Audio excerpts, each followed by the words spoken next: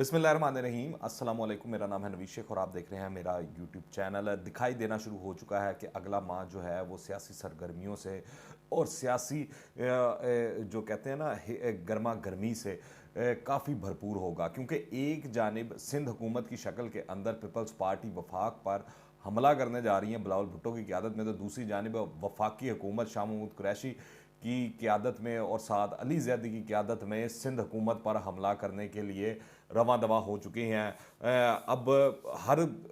जिस शहर पहुंचते हैं, जिस जगह खड़े होते हैं, लोग सामने आते हैं तो तकरीर की भरमार होना शुरू हो जाती है। झंडों और पार्टी तरानों की तकरार भी जो है वो शुरू हो चुकी है। शहर शहर बिलावल भुट्टो का कंटेनर जो है वो घूम रहा है, जियाले लहू गरमाते हुए दिखाई दे रहे हैं, बाजू लहराते हुए आगे बढ़ते हुए दिखाई दे रहे हैं। पीटी वाले भी जो हैं वो कोशिश कर रहे हैं, मगर उनके मार्चों के अंदर जो तादाद है वो काफ़ी जो है हौसला अफजा नहीं है, वो कम दिखाई देती है।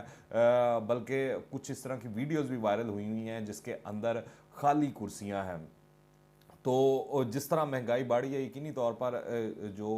पीटीआई की हुकूमत है उसकी आवाम में उस तरह मकबूलियत तो नहीं बाकी रही है। दूसरी जानिब अगर आप देखें तो हुकूमत के जो इत्तेहादी हैं वो ड्राइंग रूमों में बैठ कर शतरंज खेलते हुए दिखाई दे रहे हैं, क्योंकि कप्तान और कप्तान के खिलाड़ियों ने मुल्क और कौम के साथ जो करना था वो तो उन्होंने कर लिया है। यूँ साल पहले अपोजिशन हुकूमत को घर भेजे या साल बाद अवाम हुकूमत को घर भेजे, हुकूमत के मुकद्दर के अंदर घर जाना ही दिखाई दे रहा है। और इस हवाले से ये भी चीज़ें और ख़बरें आ रही हैं कि इमरान खान साहब के कई करीबी लोग जो हैं वो उनके साथ बेवफाई करने वाले हैं। इस हवाले से ये भी कहा जा रहा है कि रेहाम खान की किताब को लोग भूल जाएंगे। एक और कोई साहब हैं तहरीक इंसाफ के, जो इमरान खान के काफ़ी करीब भी रहे हैं, नज़दीक भी रहे हैं, वो भी कोई किताब लिख चुके हैं या लिखने जा रहे हैं। फिर इसी हवाले से आज मंसूर अली खान साहब के हवाले से खबर है कि वो भी अपने टीवी शो में तहरीक इंसाफ के किसी ऐसे नाराज़ रहनुमा को बुलाने वाले हैं जो इमरान खान साहब का कटा चटा खोल कर रख देगा। असूली तौर पर तो अगर बात की जाए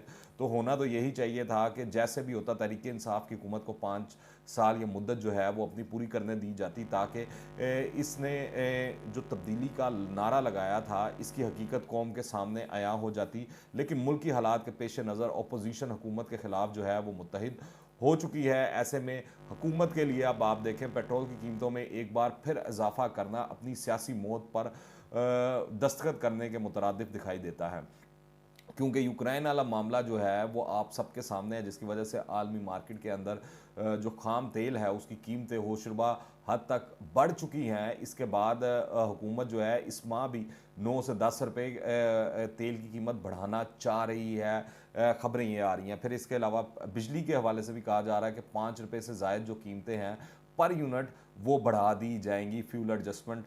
सरचार्ज वाले मद के अंदर। तो जब ये इस तरह कीमतें बढ़ेंगी तो आवाम को इससे फ़र्क नहीं पड़ता कि आलमी सतह पर क्या चल रहा है, क्या हो रहा है, क्या नहीं हो रहा। वो तो हर चीज़ और हर मसले और हर मामले का मोर्द इल्ज़ाम जो है वो हुकूमतें वक्त को ठहराती हैं। वो चाहे इमरान खान साहब की पाक साफ हुकूमत हो या नवाज़ जरदारी की करप्ट हुकूमतें हों, तो वो हर किसी को उसी तरह बुरा भला कहते हैं, उसमें उनकी कोई जो है तफरीक नहीं है। फिर मैं आपको ये बताऊं कि हुकूमती इत्तेहादियों का जो मूड मजाज है वो बताता है कि वो नई वजारतों की तलाश में रहने की बजाय खुद वज़ीर आज़म और वज़ीर आला पंजाब बनने के ओहदों के ऊपर के नज़रें जमाए बैठे हैं। फिर आपको मैं इस हवाले से एक अहम इत्तेहादी जो हैं जैसे एमकेएम पाकिस्तान के कन्वीनियर जो हैं खालिद मकबूल सिद्दीकी, उनका बयान पढ़ के सुना देता हूँ, जो बरमला कहते हैं कि हुकूमत जाने के इम्कानात ज़्यादा नज़र आ रहे हैं लेकिन रुकने के भी काफ़ी इम्कानात हैं। पर अब उन्होंने दोनों बातें की हैं, बीच वाली बात नहीं बताई कि अब वो किस तरफ हैं, वो किसकी हमायत करने जा रहे हैं, वो क्या करने जा रहे हैं। इस वक्त इत्तेहादियों के लिए सबसे बड़ा मसला ये है कि हुकूमत छोड़ने का भी दिल नहीं कर रहा उनका। दूसरी जानिब उनको इस चीज़ का भी डर है कि अगर इस हुकूमत के साथ आखिर तक नत्थी रहे और इसका हिस्सा रहे तो जब इलेक्शन में वोट मांगने जाएंगे तो किस मुंह से जाएंगे। जनरल इलेक्शन में उनकी सीटों का क्या बनेगा। तहरीक इंसाफ के साथ तो आवाम जो भी करेगी उनका हाल भी कोई अच्छा नहीं होगा। तो ये एक वाहिद मौका है उनके पास कि अगर वो थोड़ी सी ट्विस्टिंग करके, थोड़ी की मनूवरिंग करके, थोड़ी सी कोई बहाना बना के, कोई कुछ करके, तो अगर वो हुकूमत से निकल जाते हैं और हुकूमत के ख़िलाफ़ आकर खड़े हो जाते हैं तो आने वाले जनरल इलेक्शन में उनको फ़ायदा हो सकता है। लग यूँ रहा है कि सिर्फ एक इत्तेहादी जो है इस वक्त हुकूमत के पास जो है वो रह गया है या रह जाएगा, जिसका नाम शेख रशीद है जिसका बड़ा सबब ये है कि ना तो आसिफ अली जरदारी साहब और ना ही पीडीएम की जितनी अपोजिशन जमातें हैं वो शेख रशीद साहब को अपने पास रखना चाहती हैं, या उन्होंने मुश्तरका तौर पर कोई इनको दावत दी हो, ऐसी कोई इतलात नहीं है। यूँ आप कह सकते हैं कि शेख रशीद इस वक्त पाकिस्तान के वाहिद सियासतदान है जिनकी अपोजिशन की नज़र में कोई वैल्यू नहीं है, वरना शाहजेन बुगटी जिनके पास एक सीट है उनसे भी रब्ता हो चुका है। फिर इसी तरह दीगर जो लोग हैं उनसे भी पीपल्स पार्टी भी और नून लीग भी वो भी रब्ता कर चुकी है, यहाँ तक कि पीएसपी वालों से भी रब्ता हो गया है, पर शेख रशीद साहब से कोई रब्ता नहीं किया जा रहा है। इसी वजह से शेख रशीद साहब का लगता है कि आजकल गुस्सा जो है वो चौथे आसमान पर पहुंच चुका है, और वो जो है ओपोजिशन को खूब धमकियां भी दे रहे हैं और साथ इत्तेहादियों को भी वो बता रहे हैं कि इमरान खान का अगर साथ छोड़ा तो फिर उनके साथ बड़ा अनर्थ हो सकता है। अब तक की सूरत हाल का अंदाज़ा लगाया जा तो तरीके अदम एतमाद अपोजिशन की तमाम जमातों की जानिब से इस तरह लग रहा है कि मुश्तरका तौर पर पेश की जाएगी और इसकी ऑनरशिप किसी एक जमात के पास नहीं होगी, यानी कि तमाम अपोजिशन की जमातें इसकी ऑनरशिप लेंगी और इज्तमाही तौर पर बेंचों की जानिब से मुतालबा किया जाएगा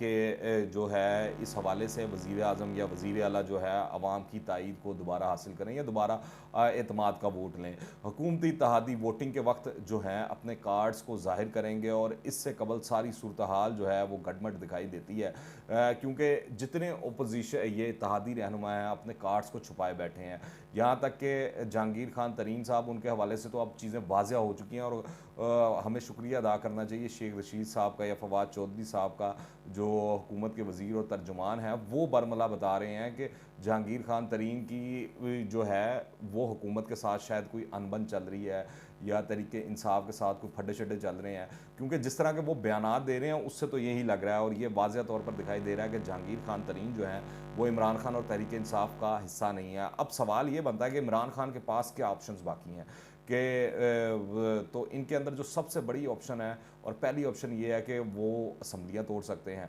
फिर पंजाब में वजारत आला इत्तेहादियों के हवाले भी कर सकते हैं, अपोजिशन लीडरों की पकड़ धकड़ शुरू करवा सकते हैं, टीवी चैनल्स की बंदिश करवा सकते हैं, वही मुशर्रफ दौर का फार्मूला जो था 3 नवंबर की जब इमरजेंसी लगाई गई थी। इंटेलिजेंस की मालूमात पर तकिया करते हुए अपोजिशन के हर वार को वो उल्टा भी सकते हैं कि अगर उनकी के पास ये इन्फॉर्मेशन आ जाए कि शहबाज शरीफ साहब का अगला क्या मूव है या आसिफ अली जरदारी साहब क्या सियासी वार करने वाले हैं, तो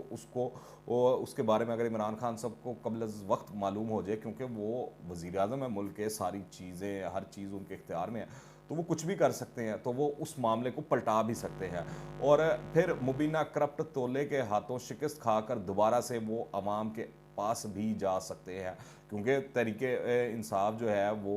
तो नून लीग और पीपल्स पार्टी को करप्ट मानती हैं। वो समझते हैं कि सबसे बड़े फरिश्ते वो खुद हैं, उनके अलावा और कोई नहीं है। फिर और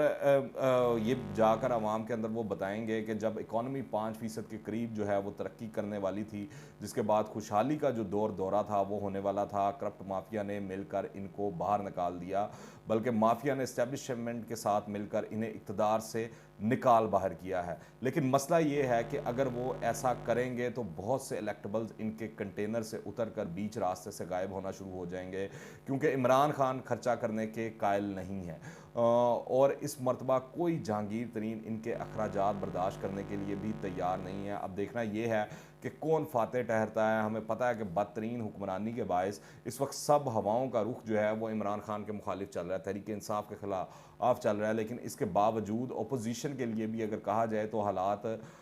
साजगार नहीं दिखाई देते, या इस तरह कहें कि अपोजिशन के पास भी तमाम के तमाम कार्ड्स नहीं हैं। कुछ कार्ड्स जो हैं हुकूमत की इत्तेहादी जमातें जो हैं उनके पास हैं। अब वो ये क्या फ़ैसला करती हैं उसके ऊपर सारी गेम और सारा मामला चल रहा है, या जहांगीर खान तरीन साहब क्या फ़ैसला करते हैं उसके ऊपर सारी सियासत हो रही है, सारी चीज़ें चल रही हैं। वज़ीर आज़म के ख़िलाफ़ अदम एतमाद अपोजिशन के लिए मेरे ख्याल से किसी रिस्क से कम नहीं है, क्योंकि अगर कप्तान के खिलाफ तरीके अदम एतमाद नाकाम हो गई तो फिर अपोजिशन के हाथ भी कुछ नहीं बचेगा और इसको इमरान खान साहब अगले साल डेढ़ में खूब कैश करने की कोशिश करेंगे। आप इस हवाले से क्या राय रखते हैं नीचे कमेंट्स में लाजमी बताइएगा। दुआ में याद रखें। अंटिल द नेक्स्ट टाइम, अल्लाह हाफिज़।